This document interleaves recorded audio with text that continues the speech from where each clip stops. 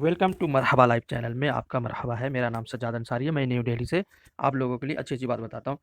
आज मैं जो बताने वाला हूँ, कुछ ऐसी आदत, हेल्थ की बातें जो कि हमें ऐसा करना चाहिए, और इनके दो दो वजह हैं।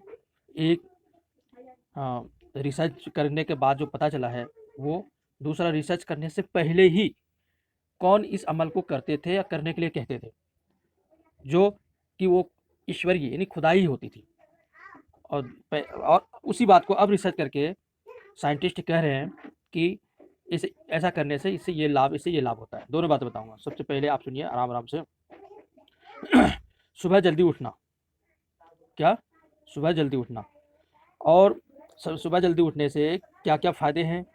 कहते हैं सूरज निकलने से कुछ वक्त, अगर पहले 1 घंटा बाद तक का जो वक्त होता है, इसमें ऑक्सीजन से भरपूर मात्रा में ऑक्सीजन होता है। सुबह के टाइम उठकर घूमना फिरना बहुत अच्छी बात है। आज जो साइंटिस्ट होते हैं वो रिसर्च से ये यहाँ तक पहुँचे हैं कि सेहत के एतबार से ये जो सुबह के टाइम है, 24 घंटों में ये जो वक्त सुबह का होता है, इसमें बहुत ही ज़्यादा फ़ायदेमंद, सेहतमंद होती है। इसलिए इसमें टहलना चाहिए, घूमना चाहिए। और ये बातें रिसर्च होने से पहले 14 साल पहले हज़रत मोहम्मद सल्लल्लाहु अलैहि वसल्लम ने बता दी है कि सुबह जल्दी उठा करो। फजर की नमाज़ सूरज निकलने से 1 घंटा 1.5 घंटे पहले उठते थे। और तमाम मोमिन मोमिनात, मुस्लिम मुस्लिमात जितने भी हैं, इन लोगों की हिदायत है कि सुबह उठो, नमाज़ पढ़ो। इसलिए फजर की अजान भी होती है। तो देख लो, 1400 साल पहले रिसर्च नहीं थी और उस टाइम बता दिया कि सुबह जल्दी उठो। अच्छा, और जो सुबह जल्दी उठा करेगा वो बहुत सारी बीमारियों से बचा रहेगा और स्वस्थ भी रहेगा। उसके बाद नंबर 2 में आता है, जो कि आप सुबह उठ जाते हैं। सुबह उठने के बाद आप क्या करते हैं?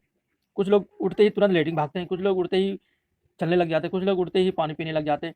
मगर साइंटिस्ट कहते हैं कि सुबह उठकर अगर आप 11 से 12 मिनट ये जो आँखों पे अगर आप मसाज करते हैं, ये कहते हैं कि 10 से 15 सेकंड में ये आपकी बहाल हो जाती है। क्या हो जाती है? मिजाज।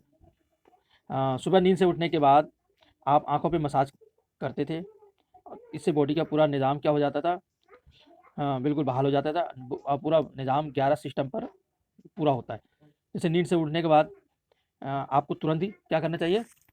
बैठकर आँखों पे मसाज करना चाहिए। इसलिए अल्लाह के रसूल उठकर दुआ पढ़ते थे। 3 मरतबा सूरह इखलास पढ़ा करते थे। आप भी पढ़िए, कलमा शरीफ पढ़िए। इससे क्या होगा? एक तो वो आँखों में मसाज करके थोड़ी देर बैठे रहेंगे, दुआ पढ़ेंगे, तो बॉडी का पूरा सिस्टम नॉर्मल हो जाएगा। अब ये रिसर्च के बाद पता चल रहा है। और इसको अल्लाह के रसूल ने बहुत पहले ही बता दिए थे। तो सुबह उठकर आँखों पे मसाज कीजिए, ठीक है? और नंबर 3 में है बिस्तर पर कुछ देर बैठे रहना। जो मैं आपको बताया, आज जो रिसर्च में पता चल रहा है कि हमारे ब्रेन में जो एक कैपिलरी है, जिसके एक हिस्से से दूसरे हिस्से, यानी एक एक भाग से दूसरे भाग में ब्लड जो की तरह पुल बनता है, इस तरह के ज़रिए से ही हमारे पूरे ब्रेन को ब्लड की सप्लाई बहाल होती है। और जहाँ से हमारे तमाम अज़ा बॉडी में, यानी पूरा जिस्म को कंट्रोल होना होता है। अगर कोई शख्स सुबह जल्दी उठे, यानी अचानक उठकर चलने फिरने लग जाए, और जबकि अभी ब्रेन में, दिमाग में ब्लड की सप्लाई बहाल नहीं हुई, तो उस व्यक्ति को यहाँ ब्रेन हेमरेज हो सकता है, या ब्रेन के कई दूसरे पेचीदा मसाइल में परेशानियों का शिकार हो सकते हैं, जिसमें अचानक जिस्म के हिस्सों का बहुत सारी अंग काम ना करना, जैसे लकवा मार देना भी शामिल है। इसलिए सुबह उठ के तुरंत चलना फिरना नहीं चाहिए। और अगर 1 मिनट बैठा रहे, तो इससे कि बहुत ही बेहतरीन क्या होता है? सप्लाई खून का पेचीदा मसाइलों से दूर रहता है। और ये साइंस, इस हदीस पाक के पीछे बहुत बहुत सारे डॉक्टर्स की भी रिसर्च शामिल है, जिसमें मुस्लिम, गैर मुस्लिम सारे रिसर्च कर रहे हैं कि हमें मोहम्मद सल्लल्लाहु अलैहि वसल्लम की सुन्नत के मुताबिक सुबह उठने के बाद बेड पर कुछ देर बैठे रहना चाहिए। इसका फ़ायदा क्या है? इसका फ़ायदा ये है कि दिमाग पूरी तरह से एक्टिव होकर हमारी बॉडी की भरपूर रहनुमाई के काबिल हो जाता है। ये सुन्नत मुबारक बहुत ही जो सवाब के साथ भी है, और बहुत बड़ा सेहत का फ़ायदा भी है। और बहुत सारे लोग सुबह दोपहर में खाना खा के आराम नहीं करते और भाग काम पे चले जाते हैं या कुछ और करने लग जाते हैं। मैं उनको ये मशवरा दूंगा, जो आज साइंटिस्ट रिसर्च करके बता रहे हैं, कि अगर आप 20 से 25 मिनट तक आप दोपहर में लंच में खाना खा के आराम कर लें, तो इसका फ़ायदा है तकरीबन 68% में।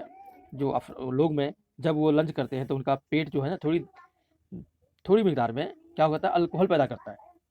ऐसे में अगर इंसान चल फिर रहा हो, वो तो फिर उसको चक्कर आकर गिर सकता है। इस पर हल्की सी नशे जैसी तारी होती है, नशे जैसी आती है उनको। और यही सबब है, यही वजह है कि हमेशा दोपहर के खाने के बाद आपको थोड़ा-सा बोझल सा महसूस होते। तो मतलब हमारे कहने का है, जिसे इस्लाम में कैलुला बोला गया है, समझ गए ना? कैलुला बोला गया है कि आपकी आदत मुबारक थी कि दोपहर के बाद, खाने के बाद 1 घड़ी के लिए यानी 20 से 25 मिनट के लिए आप सल्लल्लाहु अलैहि वसल्लम लेट जाया करते थे, जो 1400 साल पहले अल्लाह के रसूल ने बता गए और आज रिसर्च के बाद पता चल रहा है। तो बहुत अच्छी बात है। सुन्नत की नीयत से अगर आप कैलुला करते हैं, दोपहर में खाना खा के थोड़ी देर लेटते हैं, तो आपको सवाब भी मिलता है, हेल्थ का भी फ़ायदा होता है। समझे ना? आज पूरा यूरोप ये रसूलुल्लाह सल्लल्लाहु अलैहि वसल्लम की सुन्नत को अमलन अपनाए हुए और पूरे यूरोप में दोपहर 1 से 3 बजे तक का वक्फ़ा होता है। उन्होंने सुन्नत रसूल पर रिसर्च की, अपनाया और हमसे कहीं बेहतर सेहत का मेयार रखते हैं। ये देखिए, जो पढ़े लिखे समझदार होते हैं, वो रिसर्च पे यकीन करते हैं कि ऐसा खड़े होकर पानी पीने से क्या नुकसान है, बैठ के पानी पीने से क्या फ़ायदा है। तो अल्लाह के रसूल ने बहुत पहले बता दिया कि बैठ कर पानी पियो, आराम-आराम से पियो, 3 साँस में पियो, ऐसा ऊँटों की तरह घट-घट एक बार में नहीं, खड़े-खड़े भी नहीं। आज रिसर्च से पता चल गया क्या कि हमें पानी बैठ के पीना चाहिए। तो जितनी भी सुन्नतों में, इस्लाम में जो बातें हैं, वो साइंटिफिक तरीके से बिल्कुल ए टू जेड वैसा ही उतर रहा है, खरा उतर रहा है। क्योंकि ये किसी ने लिखा नहीं, किसी ने बताया नहीं। ये सिर्फ़ डायरेक्ट ईश्वर अल्लाह ताला की तरफ से ही हुक्म नाज़िल हुआ। कहा कि आप ऐसा ही कीजिए। तो इसलिए कि अल्लाह को सब पता है। तो इसलिए हमें सुन्नतों पर अमल करना चाहिए सवाब की नीयत से। और जैसे खाने से पहले क्या फरमाना? खाना खाने से पहले जो फल वगैरह खाने के लिए बोलते हैं, आज बहुत सारे लोग कहते हैं कि फलों में 99% 90 से 99% पानी की मिकदार होती है। और चूँकि आप सल्लल्लाहु अलैहि वसल्लम चूँकि खाना खाने के बाद पानी पीने से मना फरमाया, जबकि खाने से कब्ल पानी पीने की तरगीब दिलाई है। इसलिए मुख्तलिफ फल भी चूँकि पानी की बहुत ज़्यादा मिकदार रखते हैं, इसलिए उनको खाने से पहले खाने से जिस और ख़ास तौर पर मैदा और आटा को तवानाई मिलती है। खाना खाने के बाद आज भी डॉक्टर कहते हैं पानी 1 घंटे के बाद पियो। अब खाने के दरमियान थोड़ा-थोड़ा खाओ, पानी पी सकते हो। तो आज उस पानी को सलाद और फल की शक्ल में लेते हैं। साथ में सलाद खाते हैं और खाना भी खाते हैं, तो उसको पानी की ज़रूरत नहीं पड़ती।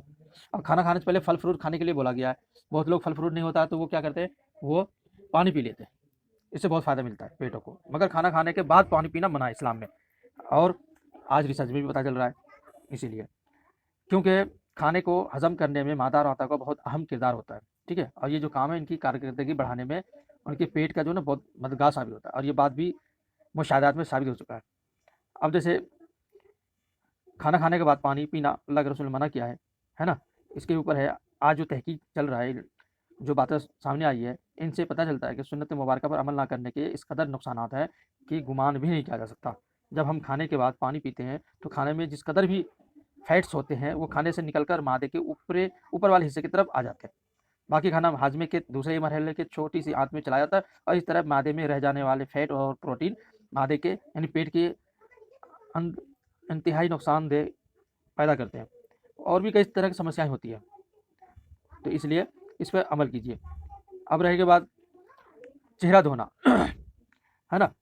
तमाम बाहरी बॉडी धोते हैं जिन पर मिट्टी और कार्बन लग जाती है। तो दिन भर में 4-5 बार अगर हम चेहरा धो लें, तो इससे काफ़ी बीमारियों से बच जाएँगे। आज साइंसी मुशाहदात, साइंसी रिसर्च के बात साबित करते हैं कि बॉडी के जिन पार्ट्स पर मिट्टी या कार्बन लग जाती है, तो अगर उनको साफ़ ना किया जाए और वो बॉडी के उस हिस्से पर ज़्यादा देर लगी रहे, तो उन अज़ा, पार्ट्स और दिमाग का कनेक्शन क्या होता है? कमज़ोर हो जाता है और पूरा जिस्म कमज़ोर हो जाता है, पूरा अज़ा। इसलिए कहते हैं कि बार-बार हमें चेहरा वगैरह धोते रहना चाहिए, ठीक है? और दूसरा है जल्द सोना। इस्लाम में भी है इशा की नमाज़ के बाद जागना नहीं चाहिए, दुनिया की फ़िज़ूल बातें नहीं करनी चाहिए।